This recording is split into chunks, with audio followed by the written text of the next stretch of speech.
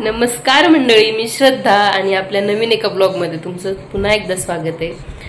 तर आज आहे बेबीचं म्हणजे 2.5 महिन्याचं वॅक्सिन आहे त्याचं. आज त्याला द्यायला जायचंय. सो म्हणलं त्याचा एक छोटासा ब्लॉग बनवावा आपण, हे की नाही.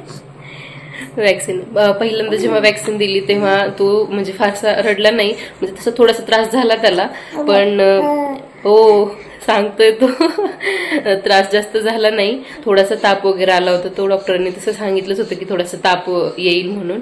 आणि आता सेकंड टाइम चाललंय बेबीला वॅक्सिन द्यायचं, त्यासाठी जायचंय थोड्या वेळाने.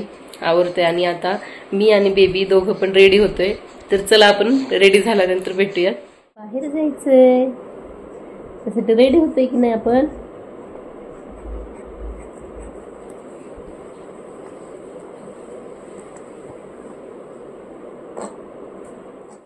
तर आम्ही तिघे पण रेडी झालो. आता जायचंय आम्हाला हॉस्पिटलमध्ये, हो की नाही.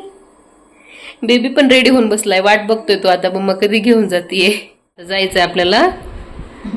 झालं का बेबी तयार? चल.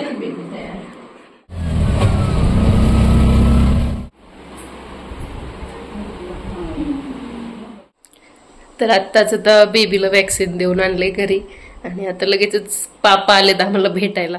तू खूप स्ट्रॉंग आहे, अजिबात रडलं नाही. तू माहितीये का, वॅक्सिन देताना अजिबात रडलं नाही. नवीन मोबाईल नवीन ब्लॉग. हो, नवीन मोबाईल मध्ये नवीन ब्लॉग. त्याला जास्त म्हणजे आता इथून पुढे काय होतंय काय माहिती त्रास, पण सध्या तरी तो जास्त रडलेला नाहीये. आणि ताप वगैरे थोडासा आता आलेला आहे, म्हणजे 6 तासांचा गॅप ठेवून डॉक्टरांनी तापीचं औषध द्यायला सांगितले.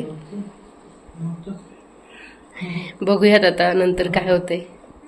रात्र झालेली आहे आणि मी आज स्पेशल बनवलाय वडापाव. ते साहेबांचं चाललंय खाणं आता.